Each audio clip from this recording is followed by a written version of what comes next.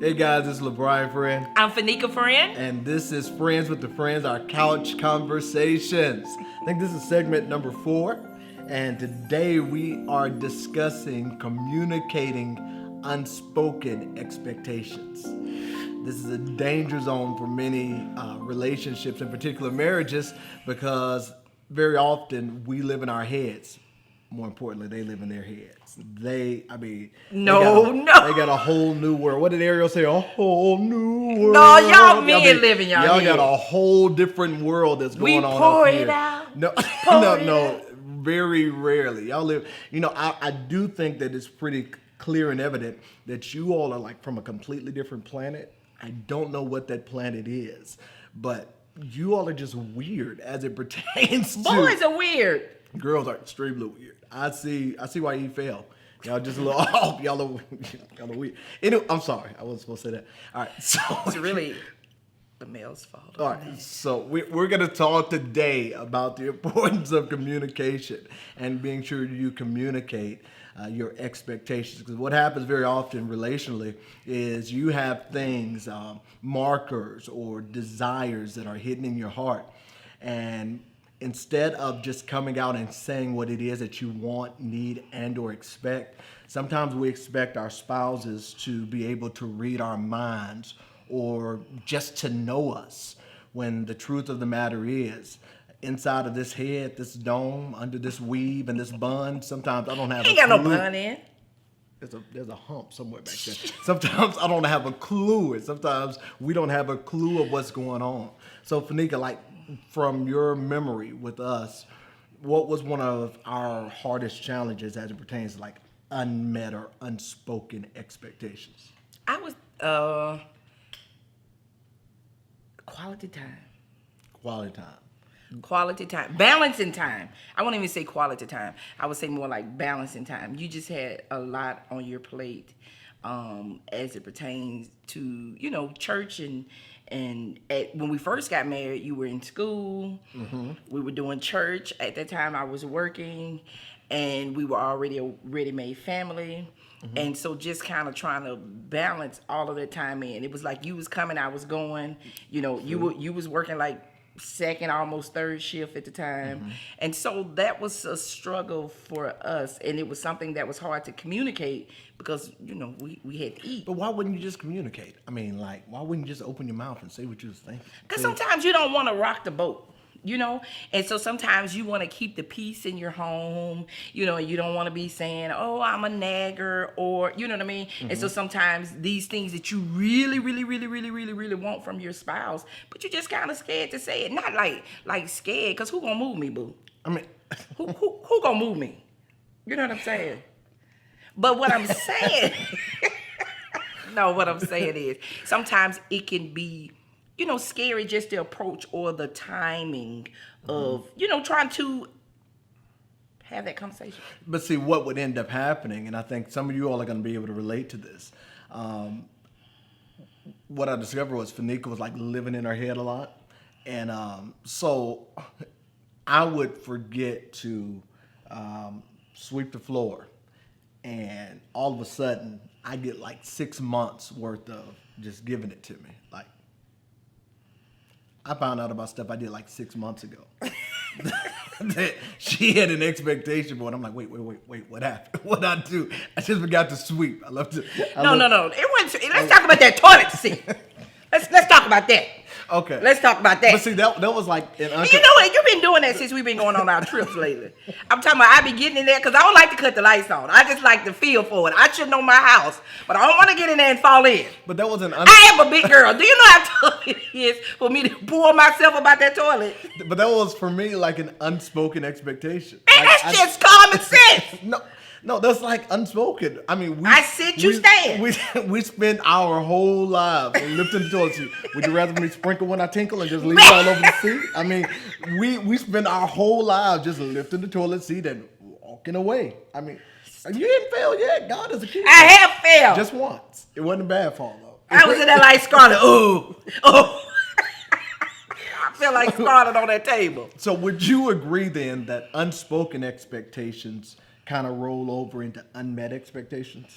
Absolutely. Absolutely. And then when you live in your head in those things, you will be expecting that person to do something that's only in your head. And then you're mad at them because they don't do it, but you didn't communicate it, sugars. You know, Sugars. and that was something that I had to learn even in our marriage, because how can I be mad about something that I didn't even communicate to you? And that's with anything. That's with sex. That's with as it pertains to children.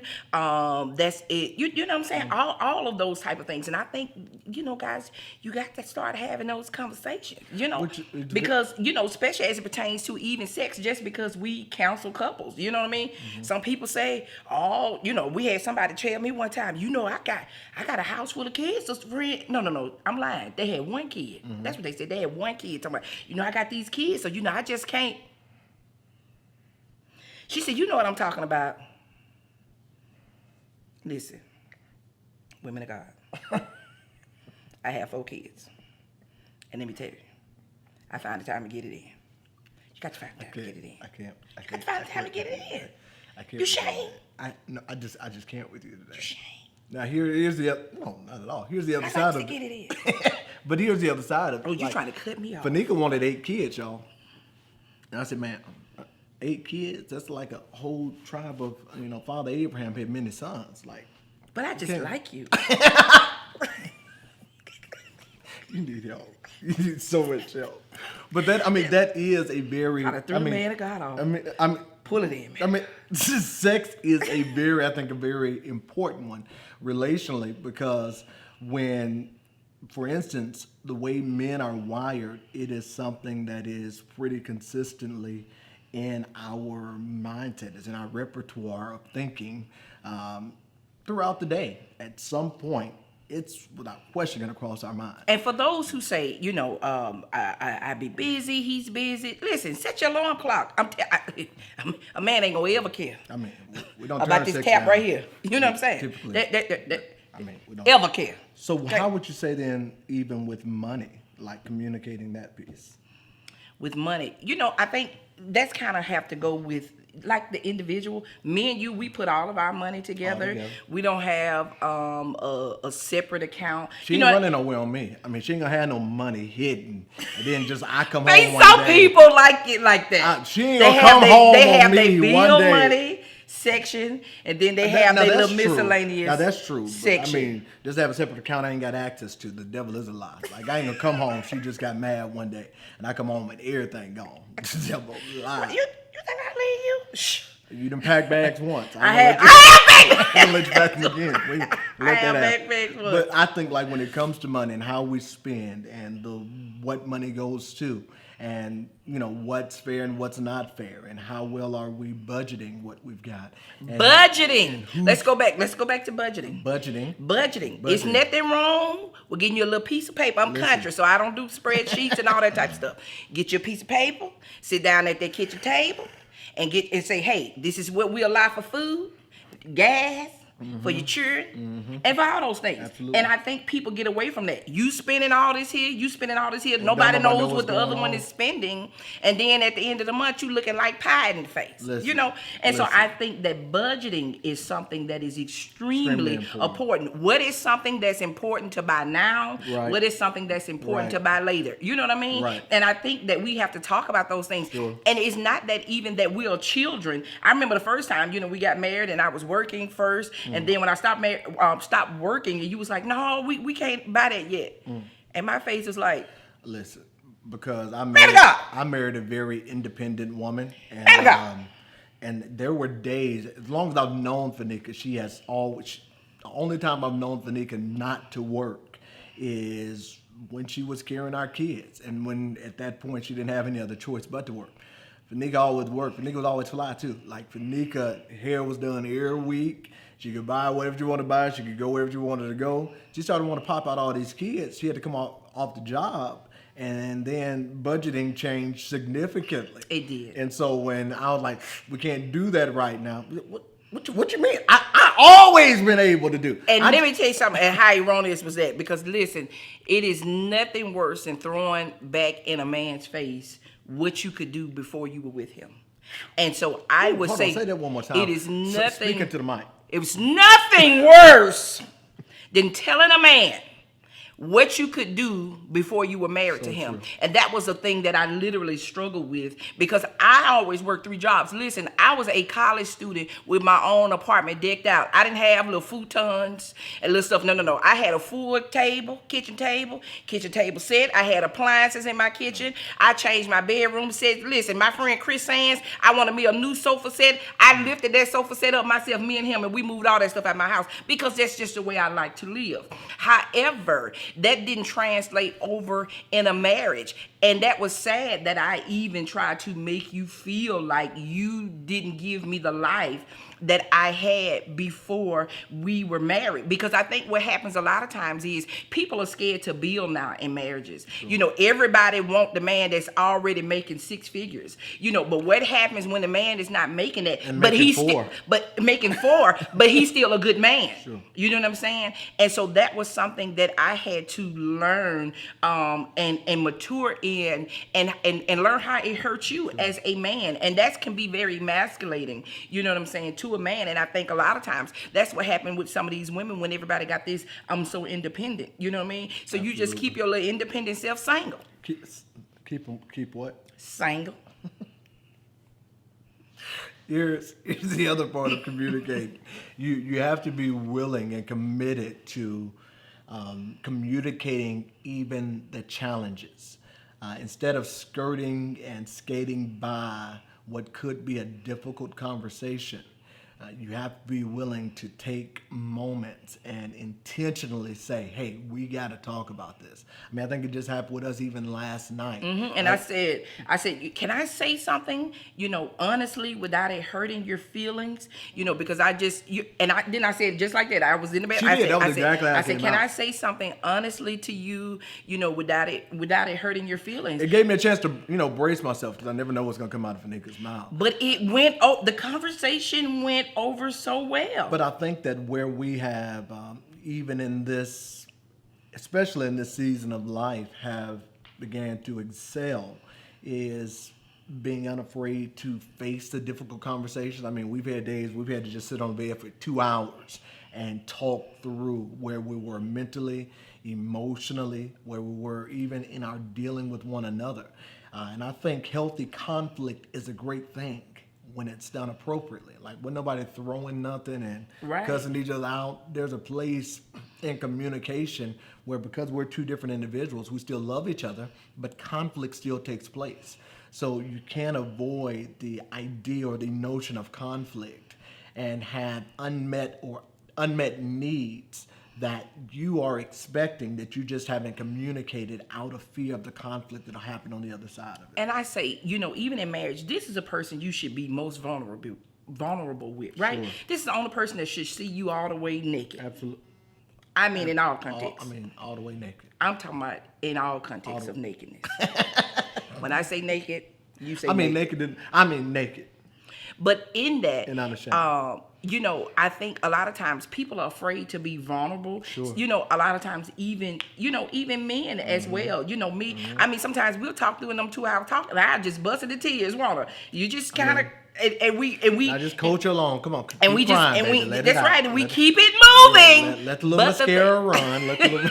But I think you have to get in a place where you're okay to have those vulnerable moments with somebody. Absolutely. This is somebody you saying that you're going to spend the rest of your life with. You have to learn how to communicate appropriately, or it's going to be a long, rough years. And it's sad or it won't last. And we know people that are in relationships, but it's more like a partnership, more like a roommate type of situation. They're just you know there what for I the mean? booty. They're just there for the booty. That's all. That's all they. Sorry. And so, you know, I think if we can be vulnerable here, I think it just helps in those pieces of communication. Because you know what a lot of time people say? What they say? I don't want him to think I'm weak. You know what I'm saying? It's not about a weakness or a strength. It's just about communicating. I mean, who cares? I'm telling you, listen, and I ain't even no crybaby. We get in some of them long sessions. I'm telling you, I cry. I feel like I'm in therapy. I'd be like, Lord, help her. But I said, God. Just lay on my couch. So here is in summation. don't live with unspoken expectations that are not communicated. Don't think that your mate, your spouse, the one you're courting, don't think that they can read your mind and they know what's in there.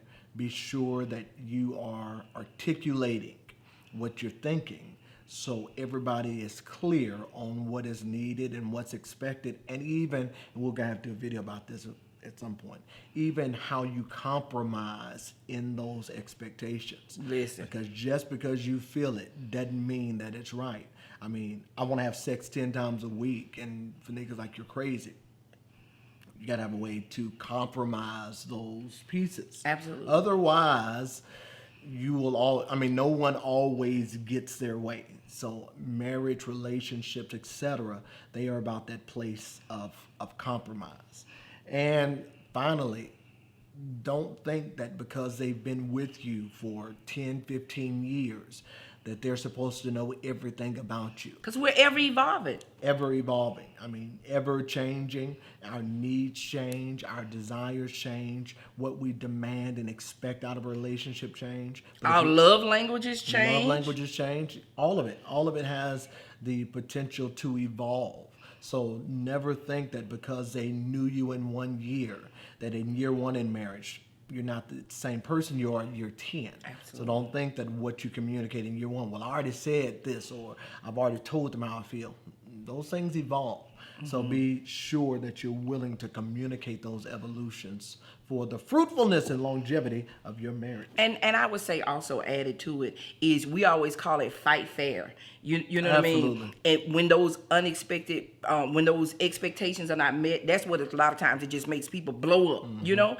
And in those moments, you have to realize this is the person that I love. Right. This is the person that I respect. Right. And let me find an adequate way to communicate what it is my heart is trying to say without acting a fool. Without acting a fool, without, kicking him between his legs, or without, You on one today. I'm just saying, without pulling a weave out. Find a way. Man, girl. I'm just man, giving girl, you went too far. instance. Find a way to Gotta touch my wig. find a way to communicate it. You gotta do it soft. That is soft. Find a way to communicate it with fighting fair. That's fighting fair with your words in particular. Fighting fair with your actions. Actions, because sometimes your actions say so much more than your words ever could. So find a way to fight fair. All right? Absolutely. And I believe, in a nutshell, those are just some very quick and practical remedies to deal with and combat unspoken and unmet expectations. You got anything else? You're good? That's it. All right. Well, we will see y'all next time.